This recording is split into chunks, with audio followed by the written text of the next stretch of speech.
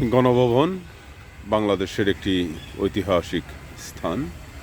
অনেক স্মৃতি বিজড়িত এই গণভবন এখন জাদুঘরে রূপান্তরিত হচ্ছে। 2024 সালের 5 আগস্ট গণ অভ্যুত্থানে প্রধানমন্ত্রী শেখ হাসিনা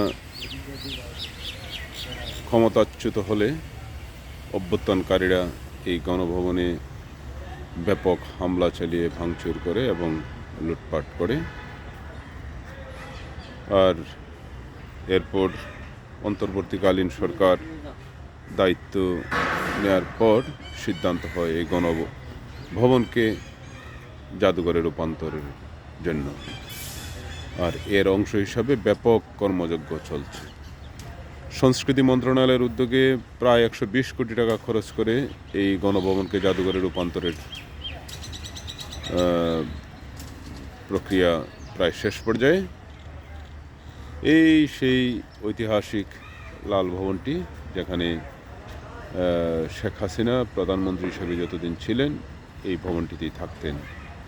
এটা আরও স্মৃতি বিজড়িত, যেখানে বঙ্গবন্ধু শেখ মুজিবুর রহমানও এই ভবনে উনি থাকতেন না, উনি এখানে অফিস করতেন গণভবনে।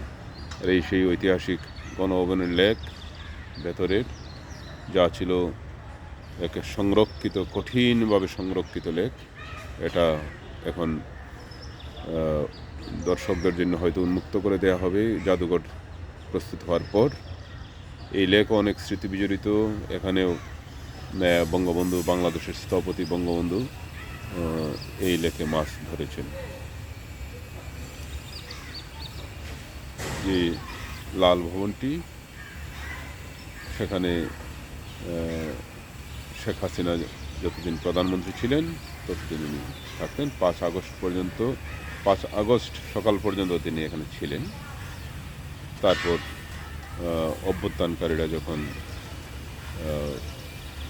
গণভবনে হামলা বা আক্রমণ করে, এর আগেই তিনি এখান থেকে চলে যান। এই যে অভ্যুত্থানকারীরা এইভাবে গণভবনের 4 দেয়াল বেষ্টিত ছিল চারদিকে, এবং অভ্যুত্থানকারীরা ক্ষুব্ধ মানুষ এইভাবে দেয়াল ভেঙে ফেলে।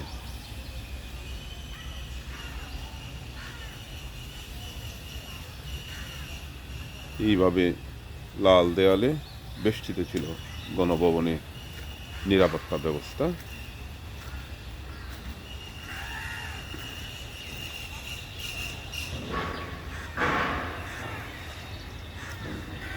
ব্যাপক কর্মযজ্ঞ চলছে গণভবনে। ধন্যবাদ সবাইকে।